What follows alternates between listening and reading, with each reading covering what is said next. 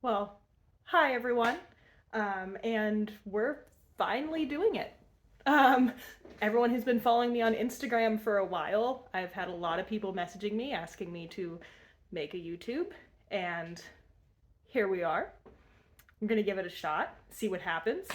For anyone who might not know me, or anyone who maybe has been following me on Instagram, but I guess you still might not know everything about me. My name is Annika. I am a Spec Miata race car driver, and I also own a Mustang race car. I have Steve right here, who I'm sitting on. It's my street Miata, and then I've got my tow pig and my daily, which are the boring cars. Um, but I am about to start a badass project here on the Miata. I'm going to take you guys along with me. So today we are going to do just a little, interior tweak. I'm going to be installing a little surround on the gauge cluster, which will be nice and super annoying because I have to take apart the gauge cluster. It's always just kind of one of those annoying things.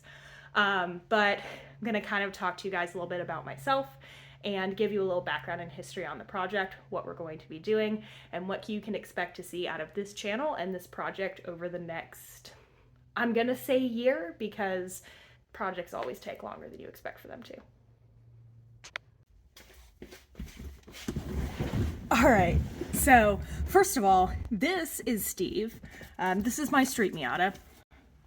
I bought this car, why am I closing the door? I bought this car back in 2016, right around the time I did my first track day with the Mustang, because I wanted a car that was a little more practical to drive on the street. So obviously a 25-year-old Miata. That was the answer. I learned most of what I know how to do on cars working on this car.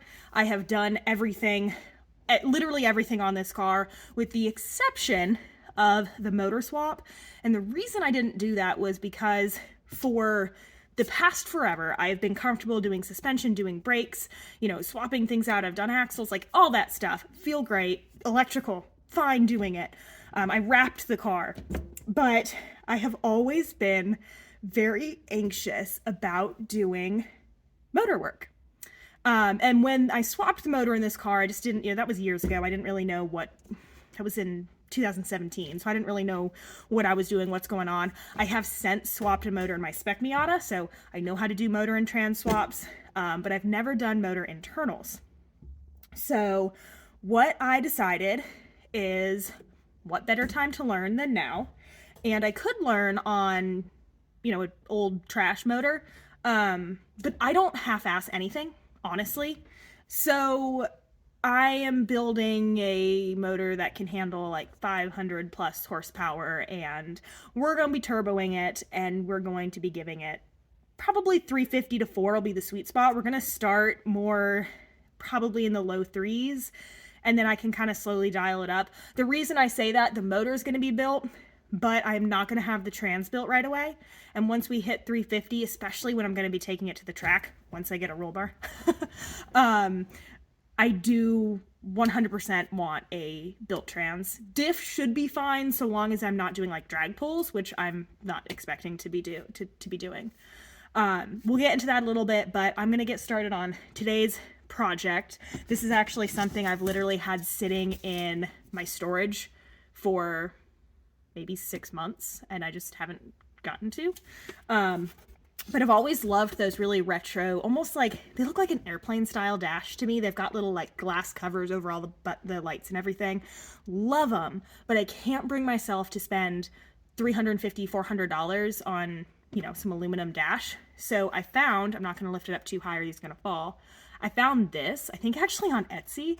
And it's just like a laser cut aluminum overlay for the dash. So it's going to kind of give me that retro look without spending $350. And one day we'll get the real thing. And then in case you missed it, there is of course also, if I can grab it, it's kind of stuck a little bit, a piece for the most important button on the car. If that'll focus, it won't focus. The headlight button. It is the most important button on a Miata, in case you were wondering. So we're going to get started on this, and then I can tell you a little bit about myself, about the project, what's going on, while I work on this. hair's going up. That's how you know shit's getting serious. Not really, but I have a lot of hair, and I cannot stand to have it down 90% of the time when I'm working on my car. If y'all ever see me post a picture where my hair is down, it's because I have taken it down and so subsequently gotten like grease in my hair. Okay, so I've got to be honest, I don't remember how I took out my dash last time I had it out.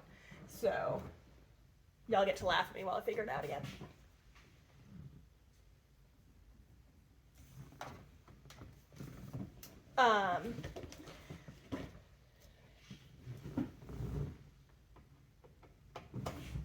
So a little bit about this car. I mean, I told you guys a little bit of a history of this car. I learned a lot of what I know how to do on cars on this car here. Like you see this whole fancy interior. I reupholstered this myself, flocked the dash, did that quilted leather on the doors, reupholstered these hog rings, bane of my existence, never want to see them again. My new upholstery is held on with zip ties, thank you very much, and they're doing just fine. But I decided recently, so I'm taking a little bit of a break from racing. It just got to be too much, it got to be stressful, and I'm trying to make cars fun again. And I've always loved working on cars. Let me get a magnetic tray, be right back. ED much, yes or yes? I've always loved working on cars. That was actually how I first got into the car scene, was I started working on cars. And so I thought, you know, to find the joy in cars again. There it is. Let me start another project, you know, find something fun to do. And I've never owned a high horsepower car. I've always been a momentum racer. Raced the Miatas. The Mustang is a V6. For anyone who doesn't know that, she is a V6. So that was how the idea of making a high horsepower Miata began. I just wanted a fun, silly project, honestly. And Miatas are easy to work on. They're relatively simple cars. I love working on them. Parts are more affordable than a lot of other cars too. There it goes. Now, my initial thought was 13B, like big single turbo 13B, because I thought it would be so funny to pull up in a Miata, like brah, brah, brah, brah, brah. Like, I thought it would just be hilarious. But I hate to say it. Listen, my boyfriend drives a rotary. I love it. It sounds great. But I decided I wanted it to be a little more reliable and a little more affordable. So my next thought was big power. Let's go LS. LS Miata. Now, the only thing is, like you heard me say before, I can't half-ass things. So if I put an LS in this car, it wouldn't be a factory LS. It would be a built aluminum block, and I would kill myself. I would then have, you know, a 500 horsepower Miata, and I don't know that 500 horsepower would be manageable in this chassis. I know there's people who've done it, but for me, coming from a road racing background, I have different ideas about these things. And manageable doesn't just mean you can drive it. To me, it means, you know, you can actually put the power down. And you reach a point in any chassis where you just have too much power, in my opinion, right? You just have too much power. And you can't use it anymore. And I didn't want to be at that point. And you can't turn down a built LS. So I ended on the idea of turbo, because I can get a pretty big turbo. I'm going with a Borg-Warner 6258. And if it's too much, I can turn it down. Although I think 350 is very reasonable, at least in my head. It's probably going to be terrifying, but I think it's very reasonable. All right, so got it out of the car. Now this is the annoying part that you heard me say earlier. Getting this disassembled, like taken apart, it's just a little bit annoying because you have these little teeny tiny plastic clips and you don't want to break them because I want this whole thing to like close up and I don't want to get condensation inside my gauges. but they're brittle 30-year-old plastic, so they really like to break, and they're just kind of a pain in the ass. So, woo! Thankfully, I have a pick set, and last time I did this, I did not have any picks, and I think picks should make this a good bit easier. I will try to do this in a way that y'all can see it, but it's not going to be the easiest thing in the world. Let's see. Fast forward while I struggle for a while. Ha! We got it! I don't think any of those broke, thankfully. Okay. So now for the part I haven't done yet, I have to get this plastic cover off. Now, if you're ever doing this yourself, when you open this up, I did replace these gauges. Y'all probably saw at the beginning, saw that they weren't the factory gauges. You do have to be super careful not to touch these because the oils from your fingers will leave like permanent spots on these. So if you have to touch the gauges, make sure you are wearing a glove. But I don't have to touch them, so I am just going to carefully set those off to the side and go to town on this guy here. Taking a break to look at the instructions before I break something, and I'm glad I did because it says to use a hair dryer, which ironically, I don't own a hair dryer, but I own a heat gun. So use a hair dryer to melt the glue. Okay, well, this is gonna be fun. Also, please ignore the mess of my garage behind me. I am not done unpacking and putting stuff away from my move 3 months ago. Yay!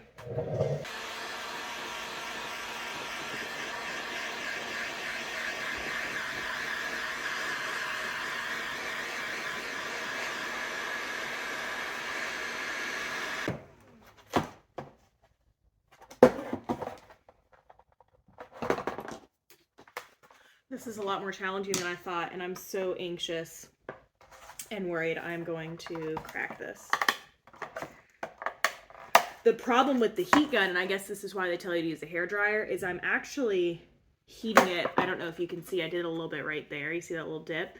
It's actually really easy to heat this to the point where you start melting the plastic, and obviously that is not ideal. And I can see places where we've got, you know, kind of hairline cracks. It's 30-year-old plastic after all. I mean, okay. We're babying it. That crack hurt my soul. Okay.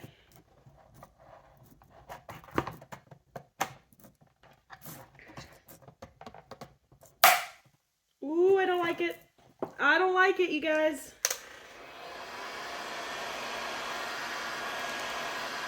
Ooh. Okay. All right. We got a corner. This is normally how I figure out how to do things on my car. Is literally just wing it, and if I get to the point where I'm worried I'm going to break something, that's when I go, you know, look up a YouTube video or look at the instructions, but I definitely spend way too much time winging it.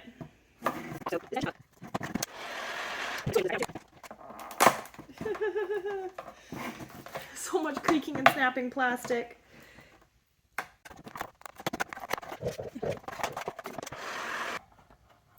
Ah! That's so scary. Ooh, there's a dead bug in here. That's fun. Ooh, we're getting it. Okay. I think I figured it out. It does need heat, but it's pretty minimal if you're using a heat gun. It's kind of a couple quick seconds. Don't let it get to the point where the plastic starts melting, just enough that the glue gets soft.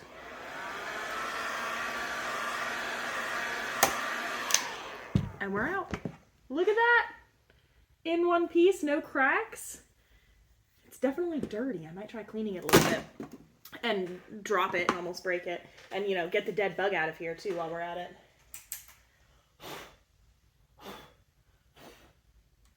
There we have it. Well, I really hope that my, you know, ADHD is not making this video completely unbearable to watch. I know I've been jumping from subject to subject. I do want to say, pause, resume. I do want to say, you know, obviously this is my first YouTube video. This is a new channel. This is a new social media platform for me. Not used to doing long form videos. My plan is to create these videos like a vlog as I'm working on my car. So kind of like this, talk to you a little bit about what I'm doing. You guys can see what I'm doing as I'm working on it. So it can also, you know, I can definitely do how-to videos, but you know, it's a Miata. There's a million how-to videos for Miatas out there. I'm not really, you know, it's an oversaturated market. I don't think you guys really need to see that. If you're interested in it, let me know. But biggest thing, you know, I appreciate feedback. If you guys like something, don't like something, let me know. You know, I want to hear what you think. I want to create content that's enjoyable to you guys. I'm doing this to share my passion with everyone, of course, but you know, this is entertainment for y'all. And so if it's not entertaining, if you're finding it boring, like tell me, preferably in a nice way, like don't be mean about it, but let me know. If I keep this up, I also 100% am going to need to invest in a second camera to film the YouTube, because right now I'm doing things twice to film one landscape and one portrait for YouTube, TikTok Reels. I know, third world problems, content creation, but it's fine. It's fine. Just go with it. I'm going to go ahead and get this put into the gauge surround, and I'll check back in just a sec. Well, I got it all put back together. I tried filming it, and I filmed it as a time lapse. Oops. Well, we're here. It's back together. I didn't use the inside pieces because I didn't want to lose any, like there's some pieces that go in the middle of the gauges here, and I didn't want to lose any of my gauges. Like these are aftermarket gauges. I think they look cool. I like it this way. While we're putting it back together, let me just finish up a little bit talking about this Miata project and what to expect if you continue to follow me on this channel. So first and foremost, I mentioned I am building a, 500-ish horsepower motor, but I'm not going to be running that much power. The reason being, I feel that overbuilding the motor will give me that extra hint of reliability. I know it's funny to say reliable when I'm building a high horsepower, tiny 4-cylinder motor. I know it will not be as reliable as where I'm sitting right now, but it should help. Not pushing the motor to the limit should help. I am going to be working with Flying Miata on this project, and I am beyond excited to be working with them. When I think of a company that knows fast Miatas, I think of Flying Miata. I actually met Jeremy, who's kind of their engine guru, at Miatas at the Gap last year, and asked him a bunch of questions, and since have been emailing him, and he has just been amazing in answering every single one of my questions. You know, he's got a job and I'm just some random person sitting here emailing him, and I'm so thankful for him. And they've really been able to provide me with the guidance on what parts I need. And then also Flying Miata helps design parts for these cars. And because all the guys there own or have owned Miatas, and they've had who knows how many Miatas through their shop, these parts are tried and true in the Miata. So excited to have them on my team. We are going all forged on the engine, all forged internals. Then I'm going to be putting on a turbo kit. It is out of it's from a company out in the UK. And this kit is built with a BorgWarner 6258 turbo, allegedly rated anywhere from about 300 to 400. It's a wide range that it's giving me, but that's what they say. I've seen people online making 430 wheel with this turbo. I'm sure there's a couple other extra things they're doing that I'm not doing, but I'm going to start on the lower end and I can build up if I want. We will be going with a standalone ECU, of course. And outside of the motor components, I'm also going to be upgrading the suspension and brakes on this car. So we're kind of doing an overhaul, fixing everything, making it, it looks the part. I went and did the flares in the Nine Lives Racing Wing recently. And so now we're going to make it perform the part. I'm very, very, very excited for this project. If you guys are interested in embarking on this project with me, that's what I'm starting the YouTube for. So if you're interested in following along, go ahead and subscribe. Hit that bell. I'm going to aim to be having videos out every week. Now we are at a little bit of a standstill starting off here because I am waiting in line at the machine shop. My motor is currently in that room right there in pieces, and there's a piece up there and a piece there. It's all over my garage. Motor all over the garage. But I would absolutely love it if you guys join me in this. If you have questions, comments, please leave them down below, or feel free to reach out to me on Instagram. My Instagram is right here. And thank you so much. I will see y'all next time.